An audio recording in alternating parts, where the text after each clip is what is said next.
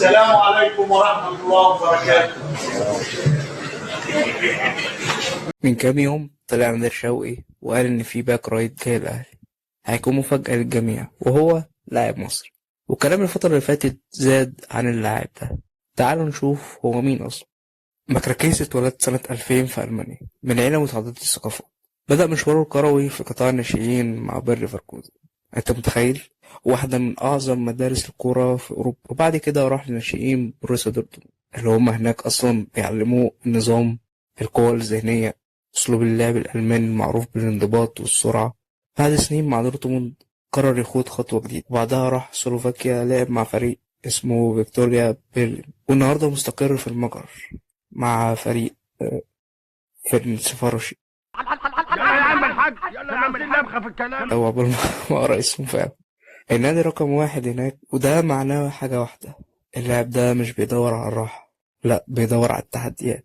مكراكيز بيلعب ظهير أيمن، لكن الحقيقة إنه مش ظهير أيمن تقليدي، لأ هو عنده مرونة، يلعب كمان في مركز الوسط وبيلعب كجناح. سرعته، لياقته، وقدرته على قراءة الملعب بتخليه مفيد لأي مدرب. واللي بيميزه أكتر إنه مش بس بيدافع، هو عنده نزعة هجومية واضحة، بيرفع، بيتقدم، بيضغط، بالظبط زي ما الكرة الحديثة محتاجة، وزي ما النادي الأهلي كمان محتاج، في ظل إن مستوى محمد هاني يعني عبارة عن بيبي في الملعب معه. لكن مشواره ما وصلش لسه. اللاعب عنده 25 سنة، يعني لسه في العمر المثالي لأي لاعب يتطور، ولسه زي ما بيقولوا كده ما جابش فورمته. دلوقتي بيتدرب يوميا وسط نجوم كبار في الفريق المجري ده، اللي دايما بيلعب في دوري أبطال أوروبا أو الدوري، وده يدي فرصة إن اسمه يبان على الساحة الأوروبية بشكل أكبر.